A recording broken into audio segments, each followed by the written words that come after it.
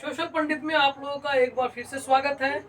जैसा कि हम लोगों ने पिछला वीडियो में देखा था मौलिक अधिकार के बारे में, और हमने आपको बताया भी था कि अगले वीडियो में हम लोग देखेंगे मौलिक कर्तव्य, क्योंकि मौलिक अधिकार के बिना मौलिक कर्तव्य और मौलिक कर्तव्य के बिना मौलिक अधिकार का कोई महत्व नहीं रह जाता है। दोनों ही एक दूसरे का पूरक होता है, मौलिक अधिकार और मौलिक कर्तव्य। ठीक है, अगर हम मौलिक अधिकार के लिए डिमांड करते हैं तो हमारा एक कर्तव्य बनता है कि हम लोग मौलिक कर्तव्य का भी पालन करें, क्योंकि सिर्फ हम लोग अधिकार की बातें करते रहेंगे तो देश का विकास नहीं हो सकता है। तो देश के विकास, समाज में भागीदारी और अपने आप के व्यक्तिगत विकास के लिए मौलिक कर्तव्य का पालन करना भी बहुत आवश्यक होता है। ठीक है, तो हम लोग आज के वीडियो में देखेंगे मौलिक कर्तव्य के बारे में। सबसे पहले मौलिक कर्तव्य के कुछ इतिहास के बारे में जानेंगे, क्योंकि मौलिक कर्तव्य भारत में जब कॉन्स्टिट्यूशन बनी थी और बन के तैयार हुई थी, पूरे 2 साल 11 महीना 18 दिनों में 1950 26 जनवरी को लागू होने वाला कॉन्स्टिट्यूशन में मौलिक कर्तव्य का कहीं भी कोई भी उल्लेख नहीं की गई थी। हमारे मौलिक अधिकार जरूर थी, लेकिन मौलिक कर्तव्य का कोई भी उल्लेख भारतीय कॉन्स्टिट्यूशन में प्रारंभ से नहीं की गई थी। ठीक है, मौलिक कर्तव्य की अगर बात करेंगे तो मौलिक कर्तव्य 42वां संविधान संशोधन 1976 में सरदार स्वर्ण सिंह समिति की अनुशंसा पर मौलिक कर्तव्य की बातें आई। मौलिक कर्तव्य हम लोग सरदार स्वर्ण सिंह समिति की अनुशंसा पर हम लोगों ने अपने संविधान में संशोधन करके और मौलिक कर्तव्य को हम लोगों ने कॉन्स्टिट्यूशन में लाया। अगर मौलिक कर्तव्य को अगर कॉन्स्टिट्यूशन में हम लोग जाने तो आर्टिकल 36 से 51 इट मीन्स कि भाग 4 तथा 4 के अ में सभी जितने भी टर्म है वो मौलिक कर्तव्य को दर्शाता है। ठीक है, अगर हम अनुच्छेद की बात करेंगे तो अनुच्छेद 36 से 51 और भाग 4 पार्ट 4 और 4 के अ, एक स्पेशल केस है 4 के अ। मैंने अभी बताया आपको। ठीक है, 1976 में 42वां संविधान संशोधन हुआ था, लेकिन एक और संविधान संशोधन हुआ था 84वां संविधान संशोधन, और इसके द्वारा भी मौलिक कर्तव्य के कुछ अंश को जोड़ा गया था बाद में। ठीक है, तो हम अगर बात करेंगे मौलिक कर्तव्य के बारे में तो मौलिक कर्तव्य की टोटल कई बार क्वेश्चन पूछी जाती है कि कितने मौलिक कर्तव्य हैं। प्रारंभ में तो ये 10 ही थे, लेकिन आगे चल करके मैंने बताया आपको कि 4 के अ में जो डाला गया था 51 के अ आर्टिकल में, वो एक नया स्पेशल केस जुड़ गया था, तो टोटल फंडामेंटल ड्यूटीज 11 हो गए थे। ठीक है, तो मौलिक कर्तव्यों की कुल संख्या है 11। ओके, तो आज हम लोग जानते हैं कि ये मौलिक कर्तव्य की 11 जो संख्या है, नंबर है, वो कौन कौन से है और उसमें हमें क्या क्या चीजें देखने को मिलता है। सबसे पहले हम लोग बात करेंगे मौलिक कर्तव्य की, तो वो है संविधान का पालन। हमें अपने संविधान का पालन करना चाहिए। संविधान के में जो भी बातें कही गई है उसके अकॉर्डिंग टू चलना चाहिए। जो भी संस्था है, ऑर्गेनाइजेशन है जो कंट्री के डेवलपमेंट के लिए कार्य कर रहे हैं, या फिर राष्ट्र ध्वज और राष्ट्रगान का हमें सम्मान करना चाहिए। बहुत सारे लोगों को मैं देखता हूँ तो थोड़ा सा आश्चर्य भी होता है कि जब भी हमारा राष्ट्रगान बजता है तो वो हम उनका सम्मान या फिर आदर नहीं देते हैं। लेकिन इसमें मैं कहीं से इस बात से सहमत नहीं हूँ कि उन्होंने अपने इस कर्तव्य को नहीं निभाया। इस कर्तव्य के नहीं निभाने के पीछे एक कारण ये भी हो सकता है कि हमारे देश में बहुत सारे ऐसे पॉपुलेशन है जो अशिक्षित है। तो जब तक हम लोग शिक्षा से जोड़ेंगे नहीं, तब तक उन्हें अपना अधिकार और कर्तव्य के बारे में पता भी नहीं होगा। तो आज मैं इस वीडियो के माध्यम से यही संदेश देना चाहता हूँ कि मौलिक कर्तव्य कितना जरूरी होता है। राष्ट्र का सम्मान करना और राष्ट्रगान का आदर करना, राष्ट्र ध्वज को सम्मान करना, ठीक है, संस्था का सम्मान करना और भारतीय कॉन्स्टिट्यूशन का सम्मान करना, ये हमारी कर्तव्य है। अगर हम ये नहीं कर सकते हैं तो हम अधिकार का डिमांड भी नहीं कर सकते। ओके, तो अपने अधिकारों के लिए कर्तव्यों का पालन करना हमें आवश्यक होता है। राष्ट्रवादी विचार वाले आदर्शों का सम्मान देना।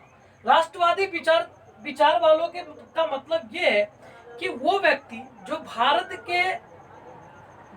के आजादी के लिए, ठीक है, देश की आजादी के लिए कई वर्षों तक तपस्या की, कई वर्षों तक संघर्ष किया, ठीक है। वैसे जो भी लोग हैं, वैसे जो भी आत्मा है, जो महान आत्मा है, चाहे वो कोई भी राजनेता हो, कोई भी रिवॉल्यूशनरी हो, या पीजांट्स हो, या सोशल रिफॉर्मर हो, उनके प्रति हमारा आस्था होना चाहिए, ठीक है। उनको हमें सम्मान देना चाहिए। हमें अपने अतीत को भूलकर उनकी सम्मान हमेशा करनी चाहिए, चाहे वो कोई भी राजनेता हो। आज की एक ट्रेडिशन चल गई है कि हम अपने देश में जो राष्ट्रवादी आंदोलन में भाग लेने वाले कई ऐसे रिवॉल्यूशनरी हैं, कई ऐसे राजनेता हैं, जिन्हें हम लोग सम्मान तो दूर की बात है, गाली तक से हम लोग नवाजते हैं, ठीक है। तो ये ट्रेडिशन को हमें थोड़ा सा छोड़ना चाहिए, भूलना चाहिए, और मौलिक कर्तव्य यही कहती है कि हमें राष्ट्रवादी विचार वाले आदर्शों का सम्मान करना चाहिए, ठीक है। नेक्स्ट है राष्ट्र की सुरक्षा एवं सेवा। हमें अपने राष्ट्र का प्रोटेक्शन भी हमें करना है। राष्ट्र हमारा है तो इसकी सुरक्षा की जिम्मेवारी भी हमारी है, और जरूरत पड़ने पर हम राष्ट्र के सेवा के लिए भी आते हैं, ठीक है। ये नहीं कि सिर्फ आर्मी वाले, पुलिस वाले या फिर अदर कर्मचारी का यह ड्यूटी है कि वो देश की सुरक्षा के लिए काम करे। जब देश की मेरी जरूरत होगी, मैं अपने देश की जरूरत को पूरा करने के लिए हमेशा तैयार रहूंगा। ये हमारा मौलिक कर्तव्य हमें सिखाता है, ठीक है। नेक्स्ट, भ्रातृत्व की भावना का विकास एवं स्त्रियों का सम्मान करना। भाईचारा वाला विकास तो कहीं दिख ही नहीं रहा है।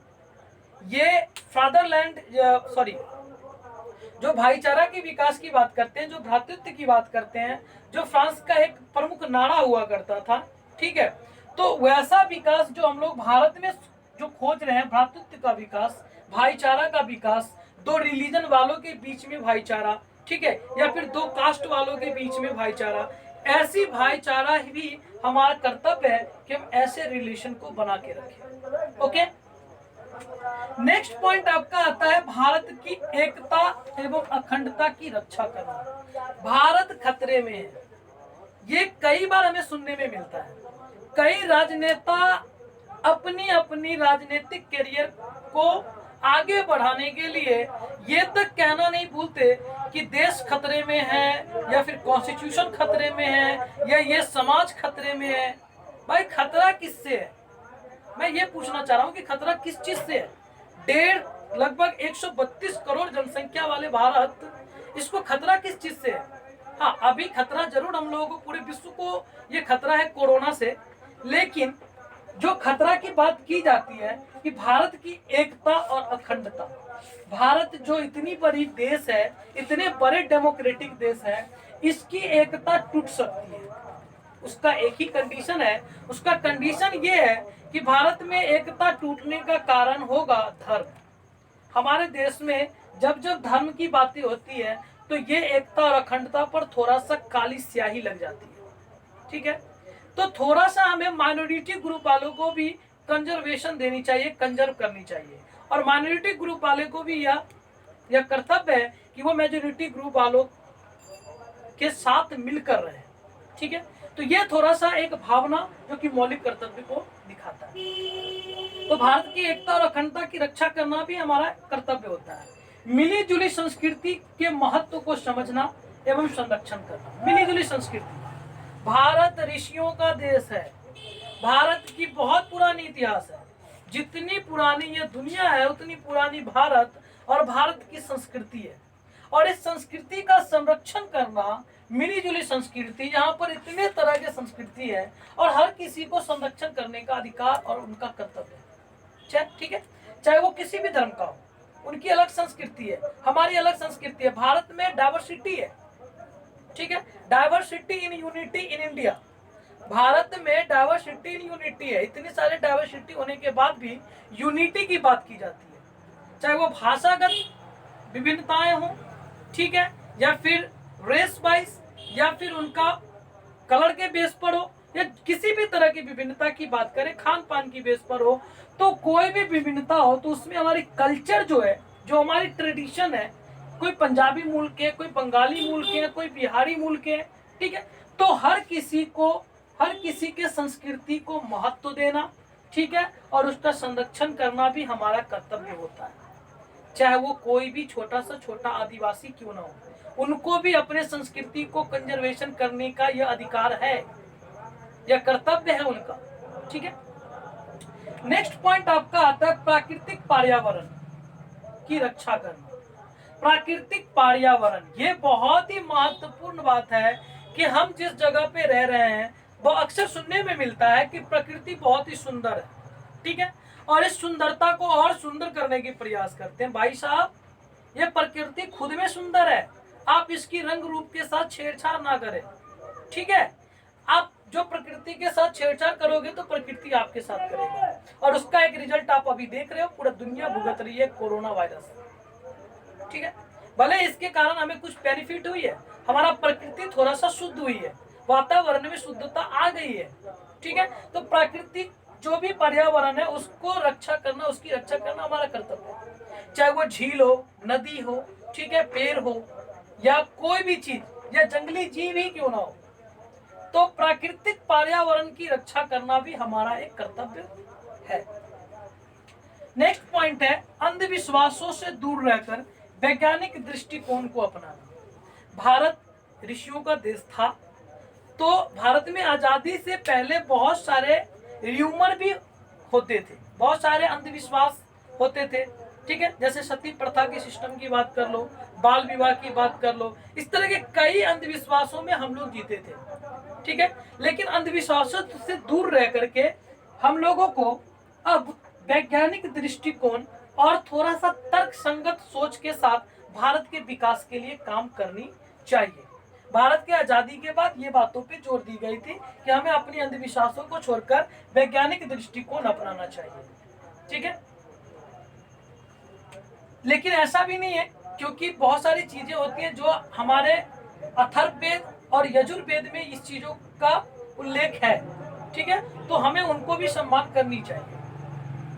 नेक्स्ट पॉइंट है सार्वजनिक संपत्ति की सुरक्षा एवं हिंसा से दूर रहना। ये तो आज आम ही बात हो गई है। सार्वजनिक संपत्ति, चाहे वो स्कूल हो, कॉलेजेज हो, रोड हो, या फिर हो वो सामुदायिक भवन, या फिर स्टेशन, बस स्टैंड, शौचालय, सार्वजनिक शौचालय, ये सारे जितने भी जगह है ना, ये हमारी है, हम लोगों की है, देश की है, देश की हर एक जनता का है। और अक्सर हम लोग ये देखते हैं कि किसी छोटे छोटे वजह के कारण लोग इतने ज्यादा हिंसक हो जाते हैं कि सार्वजनिक चीजों का क्षति पहुंचाना शुरू कर देते हैं। कहीं पर बैरिकेड तोड़ देते हैं, कहीं पर बैंक फोड़ देते हैं, इस तरह की चीजें मिलती है हम लोगों को सुनने का। जब हिंसक घटना बहुत ज्यादा हिंसक होती है तो हम लोग बस तोड़ देते हैं, कार फोड़ देते हैं। ठीक है, तो थोड़ा सा ये हमारा कर्तव्य है कि सार्वजनिक संपत्ति की रक्षा करना, सुरक्षा करना और हिंसा से दूर रहना। हमें हिंसक नहीं होना है। ठीक है, हमें अपने गुस्से पे कंट्रोल करना है, क्योंकि इस देश की जितने भी संपत्ति है वो हमारी है, सार्वजनिक संपत्ति वो हमारी है, गवर्नमेंट की जो भी चीजें वो हमारी है। अगर वो नहीं रहेंगे तो हम नहीं है, हमारी डेवलपमेंट नहीं होगी। तो अपनी छोटी सी महत्वाकांक्षा के लिए सार्वजनिक संपत्ति का नष्ट ना करें, ये हमारी कर्तव्य है। नेक्स्ट बात है व्यक्तिगत और सामूहिक गतिविधियों के लिए प्रयास करना। हमें अपने व्यक्तिगत विकास को बढ़ाना, जब तक हम अपने आप को बढ़ावा नहीं देंगे, जब तक हम खुद डेवलप नहीं होंगे, तब तक हमारी देश डेवलप नहीं होंगे। और साथ ही साथ हमें यह भी सोचना है कि हम ऐसे कार्य करें जिसमें हमें अपने साथ साथ हमारी देश के मान सम्मान भी बढ़े, देश की जो गतिविधि है वो भी बढ़े। तो हमें व्यक्तिगत के साथ साथ देश हित में भी सोचना है, देश के सम्मान के लिए भी काम करनी है। यह भी हमारा कर्तव्य है कि व्यक्तिगत डेवलपमेंट के साथ साथ देश का डेवलपमेंट पे ध्यान देना। ठीक है, एक स्पेशल केस जो कि 11वां जो मौलिक कर्तव्य है, ये बहुत ही स्पेशल है, बाद में इस टर्म को जोड़ा गया था। 51 के आर्टिकल और भाग 4 के में 84वां संविधान संशोधन में इस चीज को लाया गया था। माता पिता या संरक्षक द्वारा 6 से 14 वर्ष के बच्चों के लिए शिक्षा प्रदान करना, 6 से 14 वर्ष के बच्चों के लिए। ठीक है, बच्चों के लिए शिक्षा प्रदान करना। ठीक है, ये चीजें बहुत ही नया टर्म है कि आज हमारे भारत में कोई भी माता पिता या कोई भी उनके संरक्षक हो, वो किसी भी बच्चे को 6 से 14 वर्ष के अंदर के जो भी बच्चे हैं उनको शिक्षा प्रदान कराना उनका कर्तव्य है, उनकी ड्यूटी है ये। ठीक है, इस चीजों को जोड़ा गया है बाद में। ठीक है, तो ये टोटल 11 हम लोगों ने मौलिक कर्तव्य देखा। कई तरह के कर्तव्य और भी हैं जिसे हमें फॉलो करना चाहिए। ठीक है, क्योंकि हमने इस बात को पहले ही बताया है कि मौलिक अधिकार मौलिक कर्तव्य के बिना अधूरा है। आप अपने अधिकार की डिमांड जरूर कीजिए, लेकिन अपने अधिकार के साथ साथ कर्तव्य को करना ना भूलें। ठीक है, तो आज के वीडियो में बस इतना ही। नेक्स्ट वीडियो में फिर मिलते हैं नए चीजों के साथ। धन्यवाद।